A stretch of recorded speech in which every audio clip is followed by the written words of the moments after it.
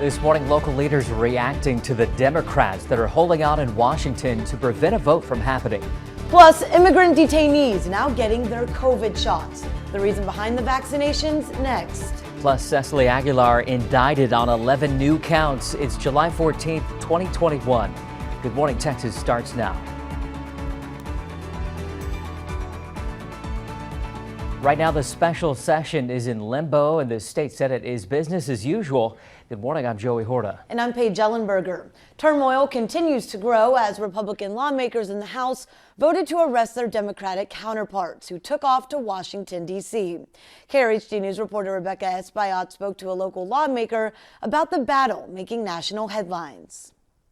Texas Democrats in the House are so determined to stop a voting bill which they say suppresses voter rights, they went straight to the nation's capital to fight it. Republicans, meanwhile, say the Democrats are turning their backs on Texans.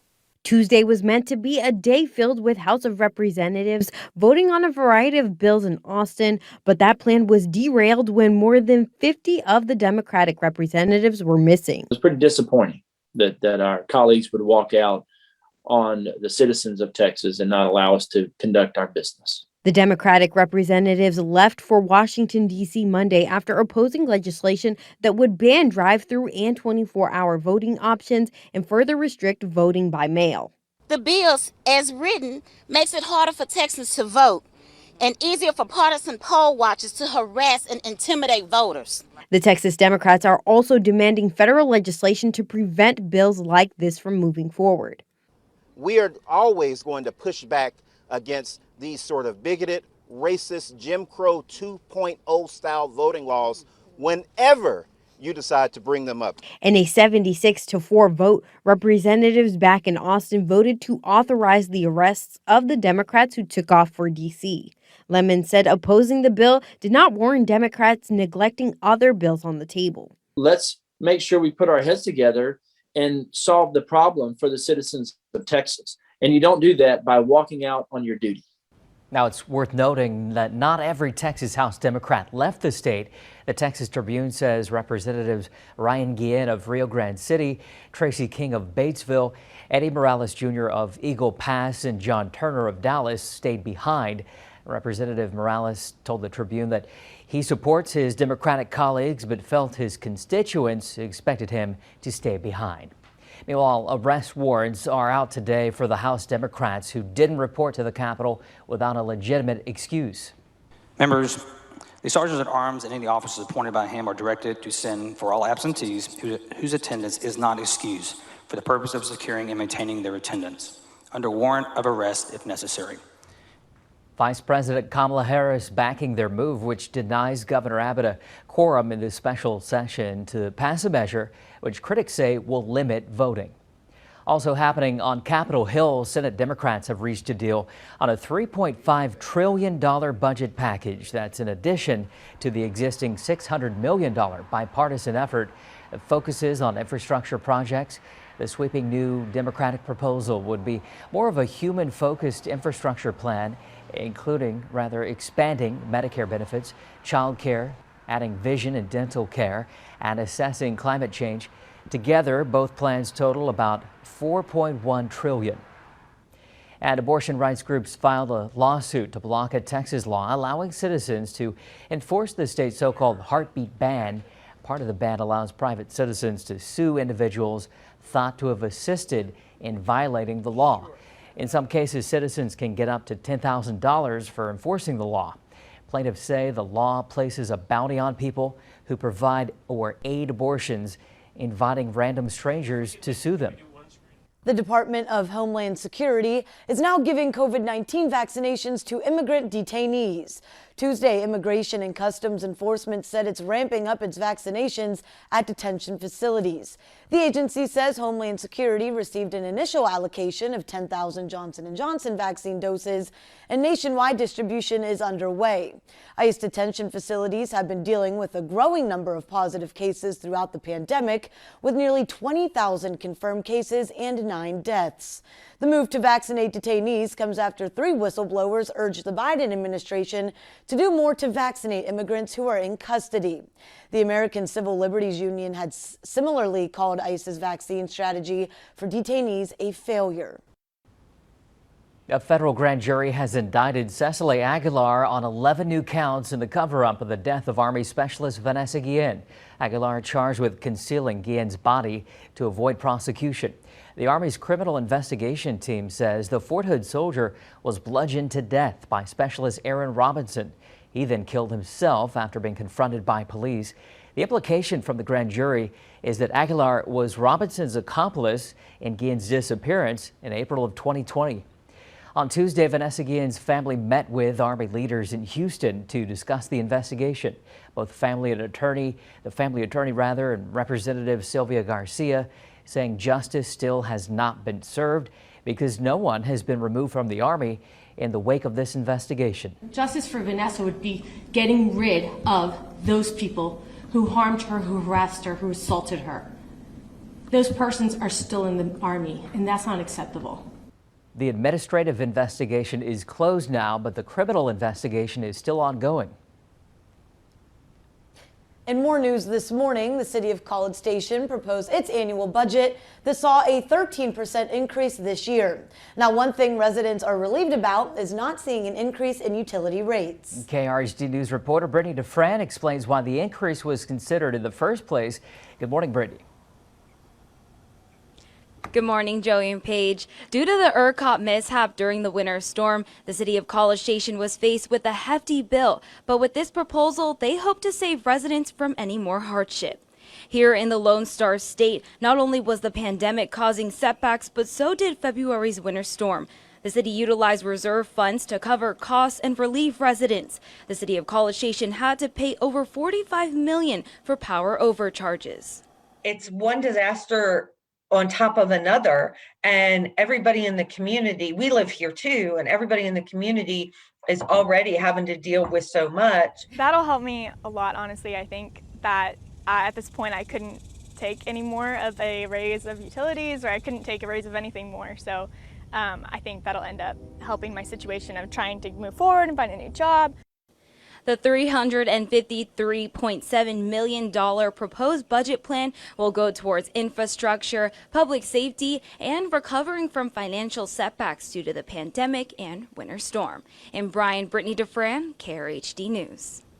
All right, thanks a lot, Brittany. And Josh John's here now with a look at our forecast. And it sounds like we're going to need to be using that power to keep our homes cool, huh? Yeah, we're still dealing with those temperatures that are in the mid-90s out there today, but still not where they should be for July standards. It's still going to feel hot, still going to feel humid. You'll still have to use that AC. And you may still get a shower or two as we go into the afternoon. About 20% chance of seeing some of those sea breeze showers. Southeast winds at about 8 miles per hour. Radar's quiet this morning. Good news there. No issues for your morning commute. High pressure starting to build back in across the Lone Star State. That means that we're going to be seeing those warmer afternoons. We're going to be seeing more quiet afternoons, at least as we go through the weekend. 69 in Bryan this morning, 72 in College Station. Winds are on the calm side right now, but they'll flip around the southeast later on today. That'll bring in that potential for, again, a stray shower or two with the arrival of the sea breeze. That can bring some heavy rain, some gusty winds, and some lightning, but overall doesn't really bring a very widespread rain chance, just isolated. Same going into tomorrow evening,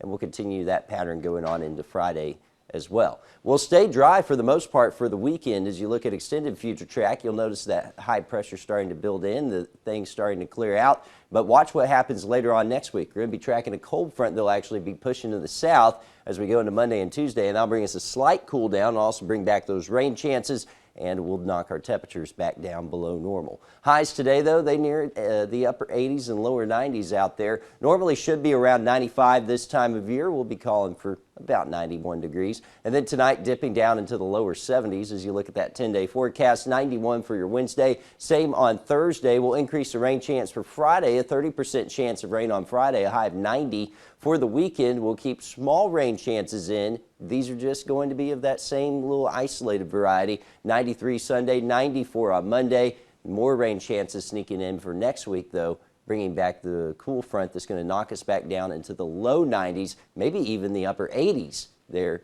on Thursday.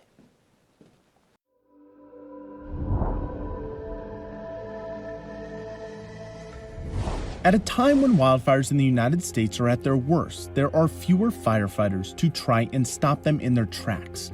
The number of HOTSHOT crews, the teams who go to the front lines of wildfires in our country, are dwindling as many parts of the country experience unprecedented heat and drought. If we peel back the curtain in an effort to be completely transparent, as far as we go to the federal firefighters, we got a problem. Chuck Shealy was the only person who agreed to do an interview with us for this story. We'll let him tell you why. I tell you, everybody is terrified nowadays to speak to the press. That's probably the reason you can't get any smoke jumper to talk to you, because they have to go through the public information officer. A man who enveloped himself in a curtain of smoke for 34 years cutting fire lines. He now works as the vice president of the National Smoke Jumper Association in an effort to peel back the curtain on why fewer men and women, many of them young, are joining his former profession. It's tough to hire people now because you could go to the local McDonald's and make $15 an hour, or you could jump out of an airplane and make $15 an hour plus a little overtime. According to Chuck, the wage gap between federal hotshots, many of whom are employed by the U.S. Forest Service, and private entities is massive. In an email, the U.S. Forest Service told us the pay for federal hotshots is about half of what it is at the state level. A CNN analysis of the pay structure digs deeper, showing that discrepancy in California, our country's most prone state to wildfires, is in the range of $38,000 per year. 3 years ago or 4 years ago, I was at a meeting and the head of the smoke jumpers was there, and he said that we're 45 positions short this year. And I said, why? He gave me a list of 13 reasons why. Lack of competitive wage, lack of recruiting, location, they were all on there as wildfires are only intensifying in size and damage. Who at 18, 19, 20 years old can afford at these wages? In other words, we've lost the local hiring ability. And this is a screwed up situation in my estimation. With the national preparedness level for wildfires currently at a 4, one stage below its highest level, the problem is developing into what Chuck would describe as a crisis. You got to get off your butt and you got to go out and get people. You can't sit and wait for them to come to you. Otherwise, you're not going to have a team. With the peak wildfire months of July and August just getting underway. I'm Dan Grossman.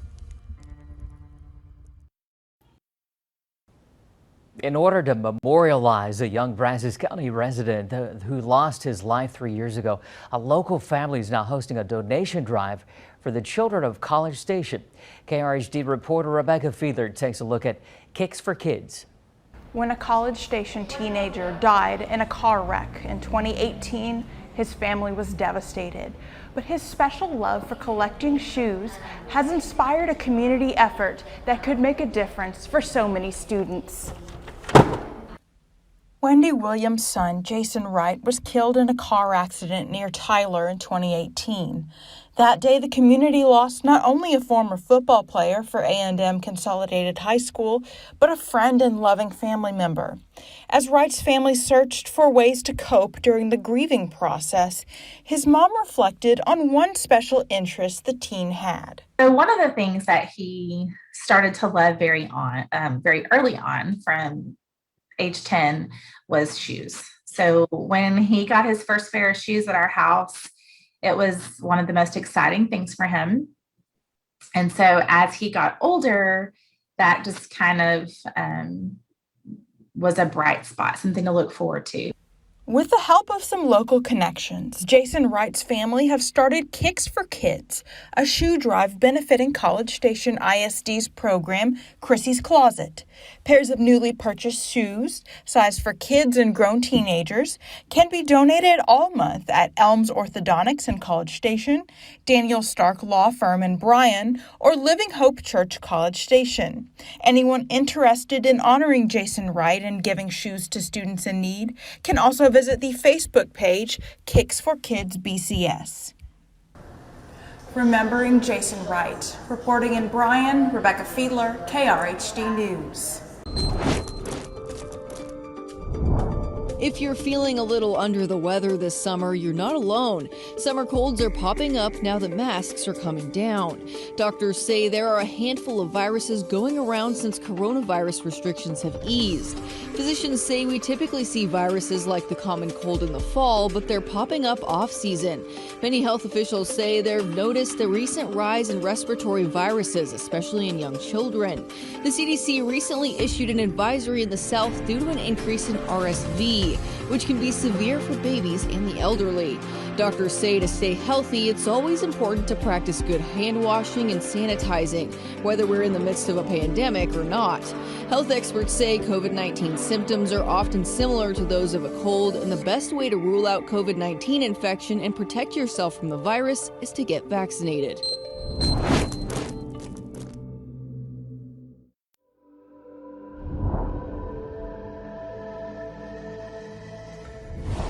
Standardized tests, they're a hot debate.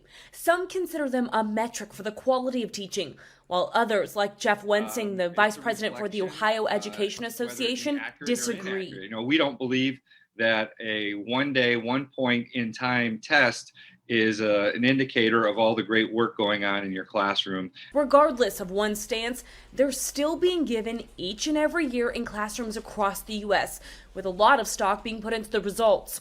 And one Akron professor says if we pay teachers just 1% more, those scores could go up, especially in higher poverty schools. Ali and Nami found between 1996 and 2015 a 1% increase in teachers' compensation in high poverty school districts led to an almost 3% increase in math proficiency tests of high school graduates. Like the more you feel valued, always helps, right? Wensing, who taught math in the Parma School District for more than 20 years, tells me he supports fair wages and says districts experiencing poverty who can't afford to pay their teachers more and don't get state or federal help tend to have high turnover rates.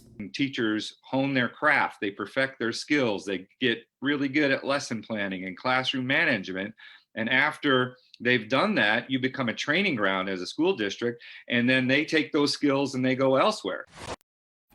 Today is National Mac and Cheese Day, a time to pay tribute to America's favorite creamy casserole. Some people give credit to Thomas Jefferson for bringing the recipe to our shores after he spent some time in Italy. Some say the hot dish didn't take off, though, until Kraft sold its first box in 1937. But whether it's a side dish or the main entree, macaroni and cheese always has been a star at the dinner table. And Kraft has come up with an idea here you probably never expected, a limited edition macaroni and cheese flavored ice cream. The brand is partnering with Brooklyn-based Van Leeuwen Ice Cream to produce this creation. And you can order Kraft macaroni and cheese ice cream now on Van Leeuwen's website for $12 a pint starting today. I don't know how I feel about that. And speaking of food, we might see a chicken nugget war in our near future. Popeyes is adding nuggets to its menu after the popularity of its chicken sandwich took off. Right now, some restaurants are facing supply issues because of a chicken shortage, but Popeyes is confident the shortage won't impact the nugget rollout on July 27th. Macaroni and cheese ice cream, you guys gonna try it? No. I mean, I like the two things. I don't know if they'd work together, Right. but I'm down to try it. Right? What's going on with our weather here today, Josh? Well, we're going to be talking about another warm day out there, but temperatures that are still below normal for July standards. Doesn't matter when you combine the humidity, though. It's still going to feel hot once we get into the afternoon. Sea breeze showers going to be possible later this afternoon as well. We'll have southeast winds at around 8 miles per hour, and the humidity really not going anywhere for the foreseeable future. Radar showing you there's not much going on across the Brazos Valley and across the Lone Star State this morning. Not going to expect much of anything going through the day. Upper 60s, lower 70s, that's what you're waking up to. Another nice morning. You can go have your coffee on the patio and then get on with your day. Things are quiet on the winds. We're talking about winds that are less than 5 miles per hour, and Future Track shows you that that'll persist through the morning. Once we get in the afternoon, though, we'll get those southeast breezes going. That'll bring us the chance for an isolated shower or thunderstorm. Again, this could have some gusty winds, some brief heavy rainfall, but overall, many will miss out. We go through the overnight hours, things will be quiet, and then once we get into tomorrow, we'll do it again with the afternoon potential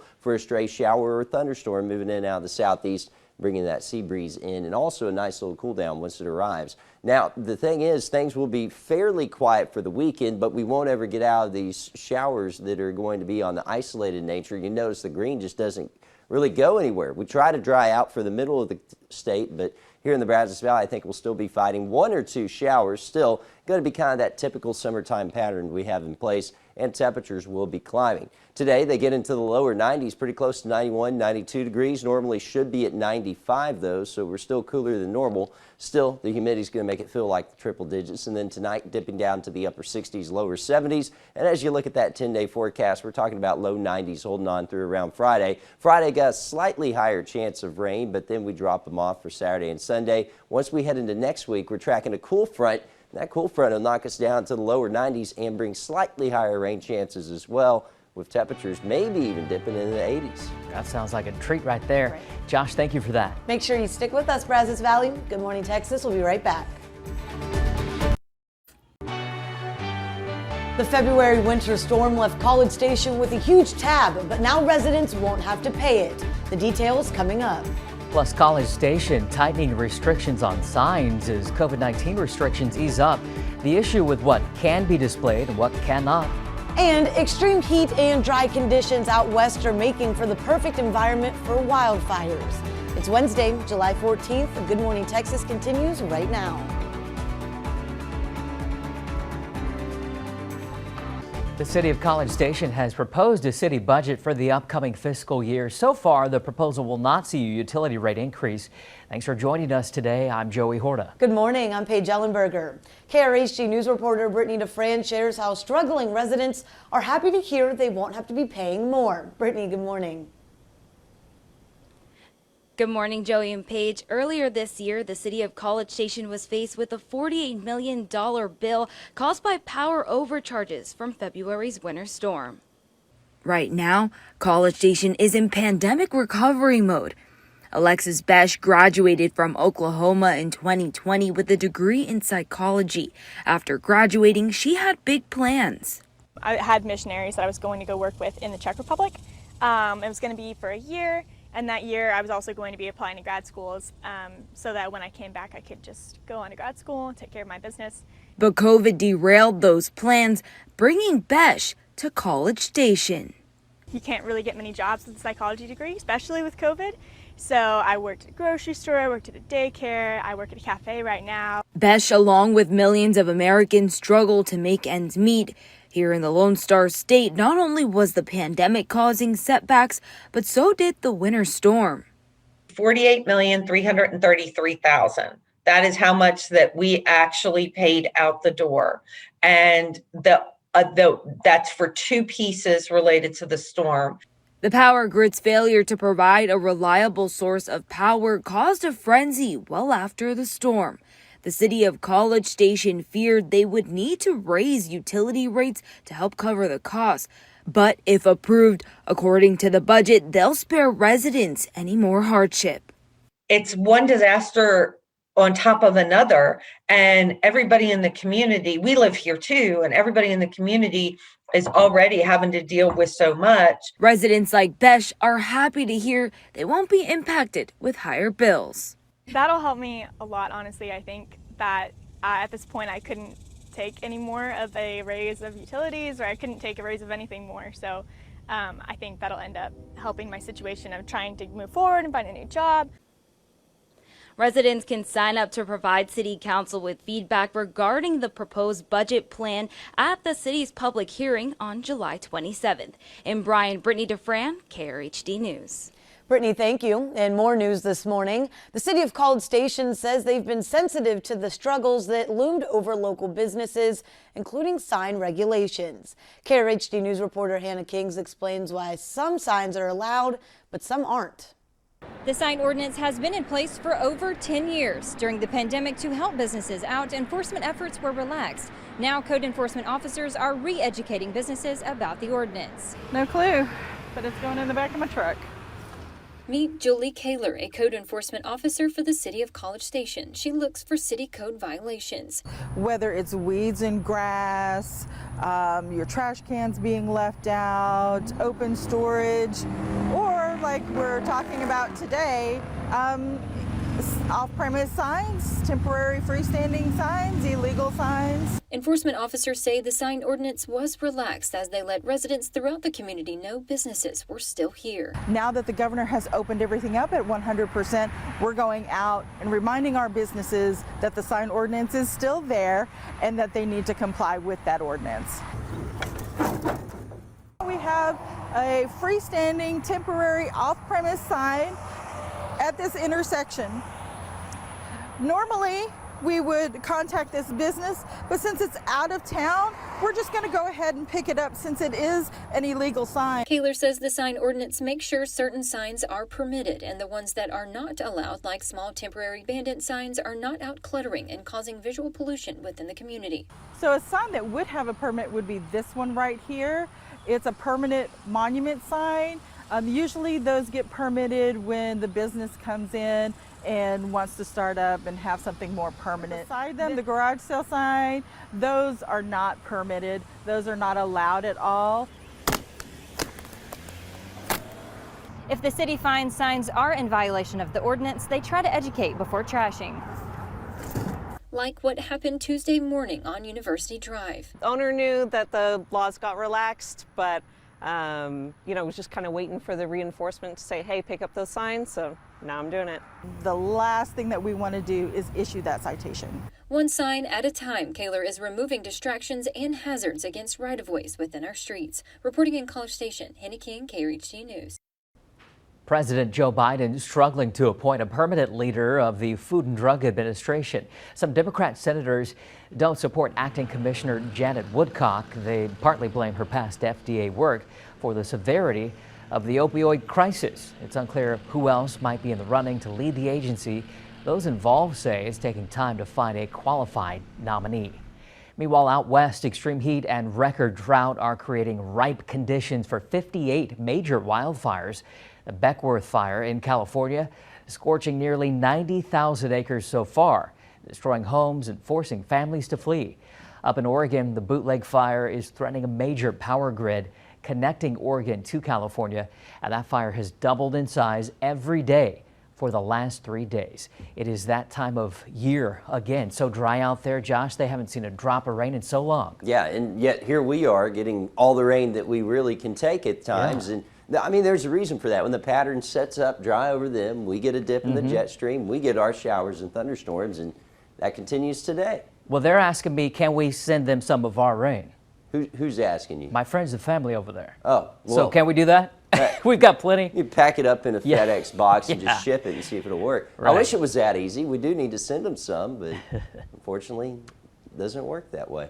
We're tracking the potential for more showers later on today. I think we'll be dry for most of your day, but by the afternoon could see a few of those sea breeze showers. About a 20% chance of rain today, highs around the lower 90s. Radar is quiet this morning, not expecting any issues. We do have a flood warning in effect for the Trinity River there near Madisonville, so still sitting on the high side just from all the rain that we've had. Not the only flood warning that's sitting over the Lone Star State either. You can see all those green dots, and then even flash flood watches out towards New Mexico. Even though they're dry in the west, you got that monsoonal moisture kicking in, and that's why they're seeing showers and thunderstorms start to flare up in New Mexico and also Arizona. Here, we're going to be just tracking the potential for some in the afternoon, but right now it's quiet. This is a nice morning. Upper 60s, lower 70s this morning. Have the coffee on the patio. Winds are calm too. Makes it real nice out there. Things are quiet for the most part today. Once we get in the afternoon, though, that's when we'll see that potential for a stray sea breeze shower or thunderstorm. Again, they bring the potential for some brief heavy rain, some gusty winds, and then they get out pretty quickly. Same going into tomorrow. Watch them once again for that chance going on into your Thursday as well. Now, extended future track shows you that this moisture just doesn't go anywhere. In fact, we'll see the sea breeze start to increase going into the weekend. So Friday will have a little bit of a higher chance of rain. High pressure tries to build in for Saturday and Sunday. We still keep the moisture around, so we'll keep isolated rain chances in place. And then we're even tracking a cold front for Tuesday, and that's actually going to raise our rain chances for next week and put us in a little bit of a cooler pattern with temperatures going back down to the low 90s and upper 80s. Today, they're in the low 90s, 92 Bryan College Station, 90 in Calvert, 92 in Navasota, and then tonight dipping down into those low 70s. And as you look at that 10-day forecast, we'll call it a 20% chance of rain Wednesday and Thursday, 30% chance on Friday, a high near 90. Mid-90s taking you through Sunday and Monday. Later on next week, though, where you got that cold front coming, look what it does. Back in the low 90s, maybe even upper 80s with higher rain chances trying to sneak back in.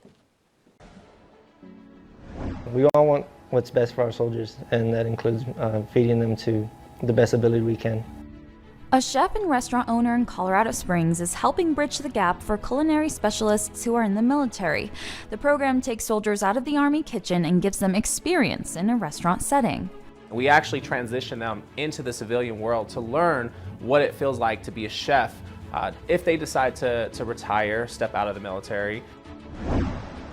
We grow produce, we grow nursery items, fresh cut flowers. We also do a lot of education and training for veterans. A veteran in Central Texas is helping feed families in his community. He's growing food to help fellow veterans and the community eat healthier at a more affordable price than the grocery stores. I'm trying to get quality product, to the locals, because I know what it's like to go buy groceries for folks.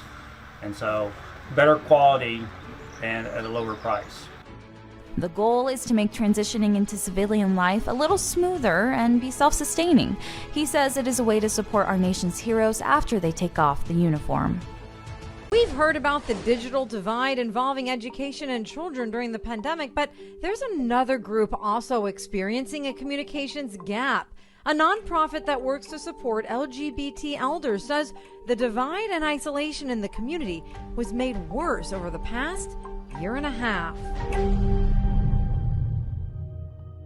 Bill Meehan says the pandemic was a roller coaster that has seemingly no end. We found that doing a lot of stuff on Zoom was really good, except that many people didn't have the ability to go on Zoom, either because of lack of equipment or because of no connectivity. Bill hasn't had trouble with connectivity, but he knows plenty of people within his community who have.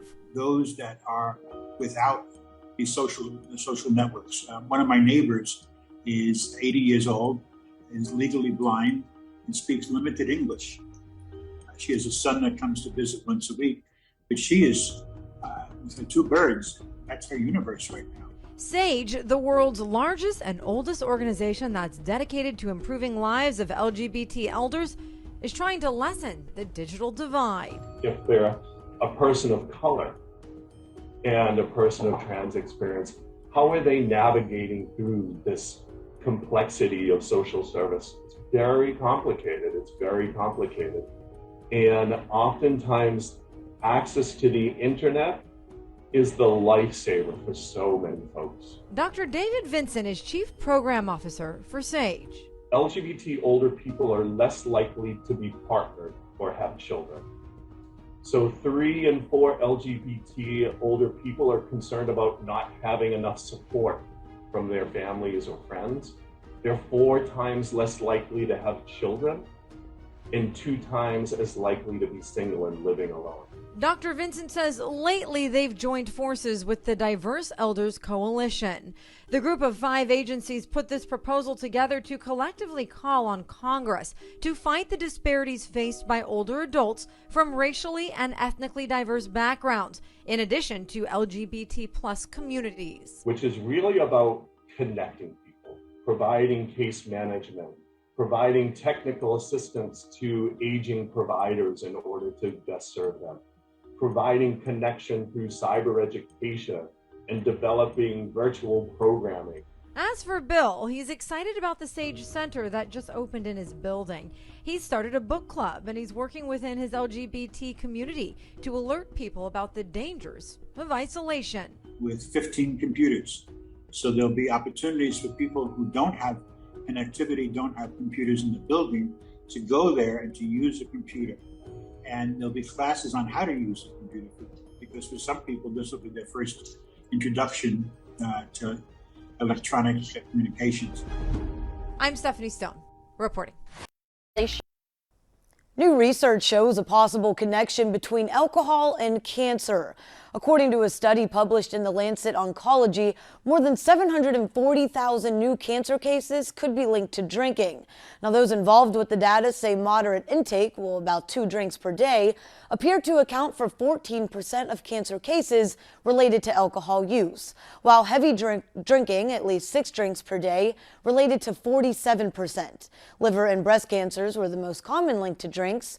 These findings are not set in stone, and researchers say more studies need to be performed before definite results.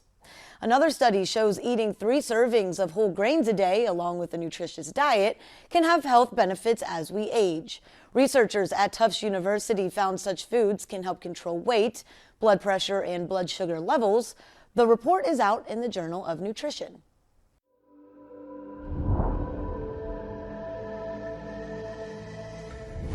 From anxiety to depression, kids across this country are struggling to emerge from the pandemic. So to help address lingering mental health issues, many schools are holding summer classes. In classrooms and in schools across the country, there is no telling how much learning kids have missed out on because of the pandemic. But for Kate Martin and Tafadzwa Musakiwa, their classes this summer have nothing to do with math or science.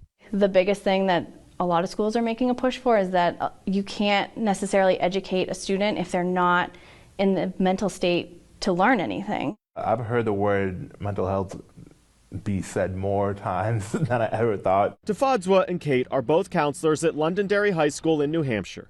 Classes let out weeks ago, but some kids are still here. It's not summer school, more like summer camp. The goal is to help kids who've struggled to emerge from the pandemic. I think especially a lot of our kids feel a sense of a loss of control, and they don't feel like they know what's happening and what's going on around them. Making friends is one of the biggest things they're working on here. Parents and teachers nationwide are realizing that kids are dealing with a lot of anxiety when it comes to relationships because they lost so much social time last year. A lot of our kids were saying, I don't know how to make friends anymore, like it's hard, I don't get it. Sometimes finding solutions is as simple as having students write down ideas to help with self-care. They scribble words like crying, writing poems, and are even making vision boards for the future. Talking about friendships, we're talking about boundaries, doing some self-care, some meditation, some yoga, those team building skills that they might not have had for the last 14 months. School districts across the country are running similar programs, and for good reason. During the pandemic, parents with children ages 5 to 12 reported seeing their kids had elevated symptoms of depression, anxiety, and experienced overall worsening emotional health. It's been rough for the last 15 or 16 months. Dr. Eileen Kennedy Moore is a child psychologist. She's seen lingering mental health issues with kids of all ages. The strain, the strangeness, the uncertainty, and the isolation have really taken a toll on kids and on families. Much like what the summer program at Londonderry High School is trying to accomplish, there is one thing she says parents should focus on this summer. If you want to know the number one thing to help your kid feel better about going back to school, help them make friends. The question is what's next? Like, what do we do with that? Because we've never been in a global pandemic. We've never had the fallout of one. Now what? At this school, a lesson in navigating life after the pandemic, even if it means staying after class. In Londonderry, New Hampshire, I'm Chris Conti.